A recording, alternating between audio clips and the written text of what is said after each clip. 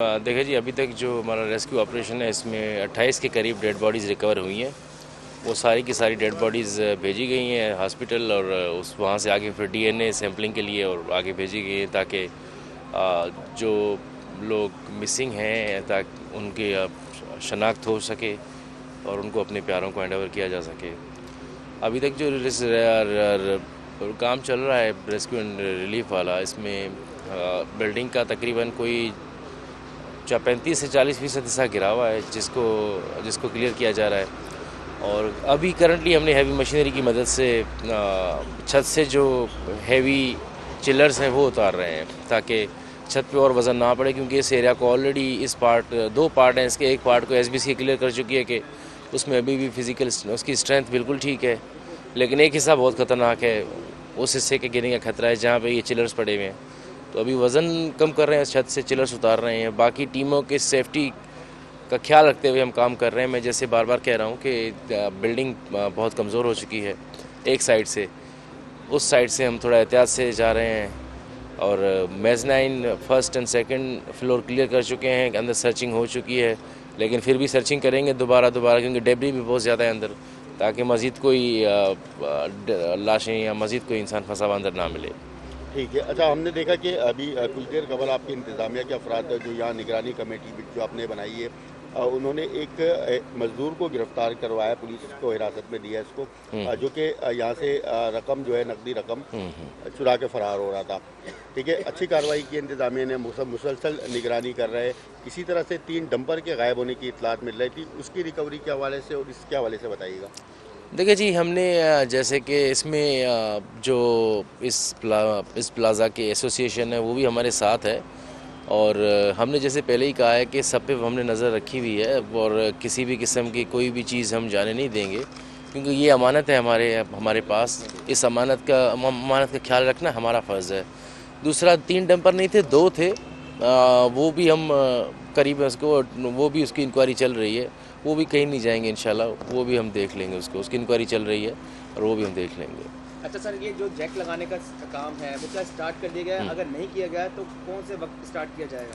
वो जैक लगाने का काम आप समझ लीजिए हमने जारी कर दिया हुआ है, क्योंकि हम सर्वे का वेट कर रहे थे और वो कंप्लीट हो चुका था कल रात ही, और उस पर अब लगाने का टाइम है और बहुत जल्दी वो काम मुकम्मल कर लेंगे हम। अच्छा सर, ये एसबीसीए ने रिम्पा प्लाजा को भी गैर महफूज करार दिया है, इस बारे में क्या कहेंगे?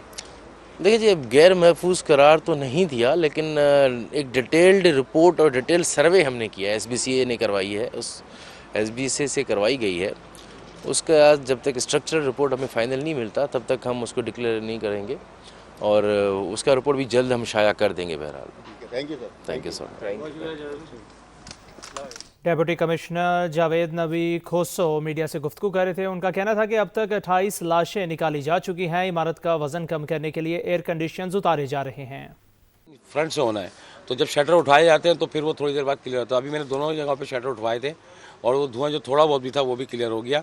तो ऐसा जितना भी बेसमेंट बचा हुआ है उसको पूरे को मैं चेकआउट कर चुका हूँ। अभी 2 बजे से लेकर ये वक्त हो गया, 2 से 3 दफ़ा अंदर जा चुका हूँ और यूनियन के लोग भी मेरे साथ मौजूद थे, उन्होंने वीडियो भी बनाई है। तो इसके हवाले से तो ये क्लियर रहेगा, और ना ही बेसमेंट में कोई पानी किसी किस्म का कोई खड़ा है या गर्म पानी या भरा हुआ है, ऐसा कुछ भी नहीं है। और जितना एरिया बेसमेंट का ओपन है वो सर्च किया जा चुका है, उसमें कोई अभी तक बॉडी ऐसी नहीं मिली है। हाँ, जो एरिया आपका बेसमेंट का दब गया है बिल्डिंग गिरने की वजह से, बैक साइड का खासकर, वो अभी सर्च नहीं हुआ है। ज़ाहिर है तो वो दबा हुआ है पूरा फ्लोर, जैसे जैसे वो मलबा उठेगा वो क्लियर होगा। इसी तरह ऊपर जो बिल्डिंग हैगी फर्स्ट सेकंड थर्ड और ग्राउंड, ये फ्रंट साइड से तो जो है क्लियर हो चुका है, देख चुके हैं, और जितनी बॉडीज़ यहाँ से रिकवर हो चुकी हैं आपके सामने।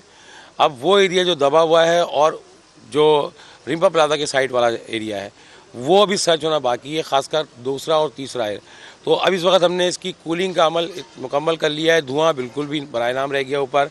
तो अब ये है कि सुबह इंशाअल्लाह अज़ीज़ सूरज की रोशनी के अंदर पूरी कोशिश होगी कि तमाम बिल्डिंग को जो है वो सामने रखते हुए उसकी जो सूरत हाल है ख़तरनाक जो होने की, उसको सामने रखते हुए और मुख्तसर छोटे छोटे स्पेल किए जाएंगे सर्चिंग के, ताकि जल्द से जल्द जो है वो जो भी बॉडीज़ हैं उनको रिकवर किया जा सके और फिर उसके बाद जो है वो मामला जो वाइंड अप किया जा सके, ऑपरेशन को कंप्लीट किया जा सके। ये बताइएगा कि ये इमारत 40% को गिर चुकी है, जो इमारत इस वक्त गिरने से महफूज रही है वो कितना महफूज है? जो रेस्क्यू के इदारे काम कर रहे हैं क्या वो अंदर जा सकते हैं? फायर ब्रिगेड की टीमें जो अंदर दाखिल हो रही है उनके लिए क्या ये महफूज है? या आप लाइट की बात कर रहे हैं कि सुबह में हम करेंगे, तो इंतज़ामिया की जानिब से कोई रात के औकात में इतना बड़ा सानिया हो गया, कोई रोशनी का इंतज़ाम नहीं किया गया है? नहीं, देखिए कुदरती जो लाइट होती है वो हर जगह पे पहुंच जाती है और उसमें आसानी से हो जाता है, लेकिन जो आप लाइट्स का अरेंजमेंट अगर पूरी इमारत में इस वक्त करने जाएंगे तो वो यकीनन मुश्किल भी होगा और उसमें फिर भी वो चीज़ नहीं आएगी जो एक हम जिस तरह हमने लास्ट परसों आपके सामने 20 के करीब बॉडीज़ जो है वो रिकवर करी, वो रोशनी की वजह से अंधेरे में हमने आज भी हमने दिन में जो है 2 बॉडीज़ रिकवर करी हैंगी। तो अब दिन में अब चूँकि हीट और जो धुआं है वो काफ़ी हद तक ख़त्म हुआ है, तो इसलिए बेहतर ये है कि थोड़ा सा और रुक के किया जाए। और जो बिल्डिंग की आप बात कर रहे हैं वो जो एरिया खड़ा हुआ है, जो स्टैंड किया हुआ है इस वक्त बिल्डिंग, वो इस काबिल है कि उसमें रिस्क ले थोड़ा बहुत हम ले सकते हैं और दाखिल हो रहे हैं, जैसे कि 1 दिन 2 दिन आपके सामने गए हैं हम। तो कल भी ये उम्मीद है कि अगर इसमें किसी किस्म की कोई मशीनरी ना चलाई गई या किसी किस्म का कोई ड्रिल, कोई हथौड़ा या न चलाया जाए, तो ये कि अल्लाह की ज़ात से उम्मीद है कि ये स्ट्रक्चर फिल वक्त खड़ा रहेगा और इसमें थोड़ा सा रिस्क लिया जा सकता है। लेकिन रिस्क इसलिए भी लेंगे कि क्योंकि जो लोग मिसिंग हैंगे उनके लिए तो जो है वो बॉडी इंतहाई ज़रूरी है और वो इस रिस्क हम सिर्फ इसलिए रहे कि किसी भी तरह से वो बॉडीज़ मिल जाए ताकि जो लोग हैं परेशान हाल हैं उनका वो मसला हल हो सके। जफर साहब, गुज़श्ता रोज़ हमने एक वीडियो देखी जिसमें फायर ब्रिगेड की टीम मस्जिद के अंदर दाखिल हुई थी और कुरान शरीफ वगैरह उठा रहे थे, इसमें कितनी हकीकत है? क्या वो सिर्फ चीज़ नहीं, बिल्कुल ये आपका गुल तिजारा के साथ जो राइट जो इनका हिस्सा लगता है उससे हमने पॉकेट बनाया था बिल्कुल, और कल की बात है ये। और ग्राउंड फ्लोर की और फर्स्ट फ्लोर की मस्जिद में दोनों मस्जिद को सर्च किया था, क्योंकि एक बात ये भी सामने आ रही थी कि मस्जिद में लोग जो थे ज़्यादा थे, तो अब मस्जिद इनकी अगर हर फ्लोर पर है तो वो एक अलग इशू है, लेकिन ग्राउंड और फर्स्ट की मस्जिद को कल हमने रात में सर्च कर लिया था, पूरी मस्जिद को, उसके वॉशरूम भी, वज़ू खाना भी और जो कुरान शरीफ थे वो भी फिर हमने सेफली बाहर निकाले और वो उनको हवाले किए। तो अब मस्जिद जो सेकंड और थर्ड जो फ्लोर है उसकी मस्जिद अगर कुछ जिक्र हो रहा है या बात हो रही है वो अभी बाकी है। अच्छा, इसमें कुल कितना टाइम लग सकता है, इसके बारे में बताइए। देखिए, हमारी तो पूरी कोशिश है कि जल्द से जल्द इस ऑपरेशन को मुकम्मल करें और उसकी वजह वही है कि जब तक बॉडीज़ रिकवर नहीं होती तो यकीनन ये ऑपरेशन जारी रहेगा। अब उसमें रिस्क का जो पहलू है फायर फाइटर्स के हवाले से वो हम उस बुनियाद पर लेते हैं कि जहाँ तक मुमकिन है तो वो कल हम अटैम्प्ट इसमें दोबारा सुबह इंशाल्लाह करेंगे इस हवाले से। रिक्वायरमेंट आपकी डिमांड है हुकूमत से, नहीं, किस तरह की इक्विपमेंट चाहिए जिससे आपको आसानी हो? नहीं, देखें बात ये है कि वो तो अब विजुअल जो है वो सर्चिंग होनी है बेसिकली। इक्विपमेंट किसी भी किस्म का उसमें जो लोग जल गए हैं वो उसको डिटेक्ट करेंगे नहीं, तो वो जितना भी है सारा होगा वो विजुअल होगा और वो उसको हर दुकान को जो है मुकम्मल तौर पर सर्च किया जाएगा, हर वॉशरूम को, हर मस्जिद के एरिए को, जो भी जगह बची हुई है जो डैमेज नहीं हुई है, गिरी नहीं है। एक बार बताइएगा भाई कि इस तरह की सिचुएशन अगर हम बैनुल अक़वामी तरफ से देखते हैं तो उनके पास जिस तरह के आपको अंदर जा रहे हैं तो आप लोग इस वक्त गैर महफूज अपने आप को समझ रहे होंगे, तो यकीनन इसके हवाले से भी हमने देखा है बैनुल अक़वामी तौर पर जो है वो कोई ऐसे मैकेनिज्म होते हैं, आलात होते हैं कि जिसकी वजह से अगर खुदा न खास्ता डिमोलिश हो इमारत, आप अंदर हों तो आपको महफूज रखा जा सके, बचा सके, वो आप लोग के पास कमी देखते हैं। और आज ख़बरों में भी आप लोग काफ़ी आ रहे हैं कि आप लोगों के पास इक्विपमेंट की काफ़ी कमी है, फायर ब्रिगेड, फायर टेंडर की कमी है, पूरे शहर कायद के हवाले से क्या कहेंगे?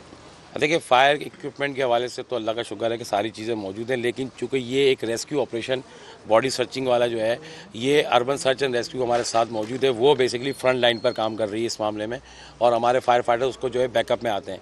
अब रह गया आप जो कह रहे हैं इक्विपमेंट, जो मैंने आपको किया कि डिटेक्टर वगैरह की तो ज़रूरत नहीं है, लेकिन आप इंटरनेशनली बात कर रहे हैं तो जाहिर सी बात है कि वो बिल्कुल सेफ्टी फर्स्ट को सामने रखते हैं और एक मुर्दा के लिए ज़िंदा को जो है वो यकीनन नहीं वो करते, लेकिन हमारे यहाँ पे ये एक मजबूरी है कि हमारे पास जो भी अवेलेबल है चीज़ें उसको बरकरार लाते हुए और जज्बा इंसानियत जो है और बींग मुस्लिम हमारा ईमान है कि हम अगर किसी की खिदमत और जज्बे से काम करेंगे तो अल्लाह पाक हमें सेफ़ रखेंगे। तो बस इसी जज्बे पे हम काम कर रहे हैं और जो अवेलेबल है हमारे पास इक्विपमेंट उसी को सामने रखते हुए इंशाल्लाह।